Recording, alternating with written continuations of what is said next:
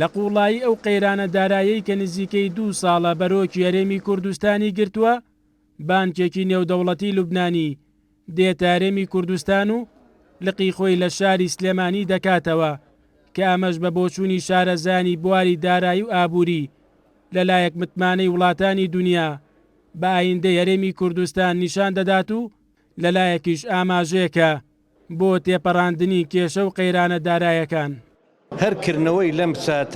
لەم ساتەدا کە بە وڵاتەکەمان بە قەیرانێکدا تێدەبڕێ نیشانەیەکی ئیجابیە بۆ ئەوەی کە ئەم بانکە نیەتی هەیە ومێتی بەخشێ ومێتەیە لە شارەکەماندا کە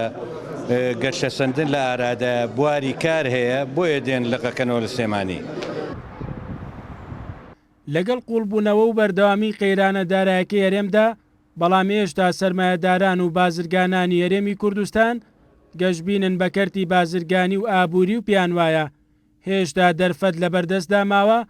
بۆ دووبارە بەگەڕخستنەوەی کەرتی ئابووری و بازرگانی لە هەرێمی کوردستان. کردنەوەی ئەم بانکانە بۆ خۆی هەندێکی باش دەبێ، هەم بۆ وەبەرهێنی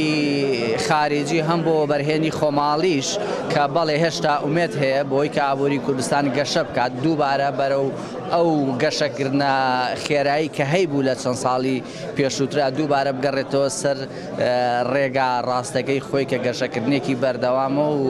و هیوادارنکردنەوەی ئەم بانکە و بانکی تریش لە سلێمانی هەندێک بێت بۆ ئەوەی کە کەرتی ئابووری کوردستان و بە تایبەتیش کەرتی تایبەت دەوری زیاتر ببینێ، ڕۆڵی زیاتر بگیڕێ لە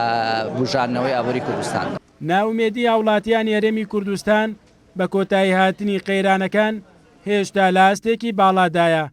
بەڵام وتەبێژی یەکێتی وەبەرهێنەرانی کوردستان ڕایدەگەێنێت لە سەرەتای ساڵی ئایندەوە حکومەتی هەرێم چەند هەنگاوێکی چاکسازی دەنێت کە بە بڕوای ئەو وەڵامێکی گرنگ و پێویست دەبێت بۆ ڕەوینەوەی بەشێک لە گلەیی و نیگەرانیەکانی خەڵکی کوردستان. هەرێمی کوردستان عێراق هەرێمێکی دەوڵەمەندە، هەرێمی کوردستان عێراق ئیفلاسی نەکردووە، بەڵام ئەم بانکانە ئومێدن بۆ بازار. کێشەی دارایی هەرێمی کوردستان واتە کەمبوونەوەی نەختینە. لە هەندێک وڵاتی ترا هەمان کێشەمان هەیە، بەڵام ئەم بانکانە هەیە، ئەم بانکانە نەختینەکان هێنەوە بازارەوە. هەرێمی کوردستان دڵخۆش بن بەوەی کە لە چەند ڕۆژی داهاتوو لە نزیکبوونەوە لە سەری ساڵ چەند پرۆژەیەکی گرنگ بۆ بوژانەوەی ژێرخانی ئابووری هەرێمی کوردستان و هەروەها بۆ چاکسازی لە سیستەمی ئابووری هەرێمی کوردستان ئەعلانەکرێ کە یەکێک لەو پرۆژانە تەنها یەک پرۆژیان 180 ملیار دینار خەرجی هەرێمی کوردستان کەمەکاتەوە.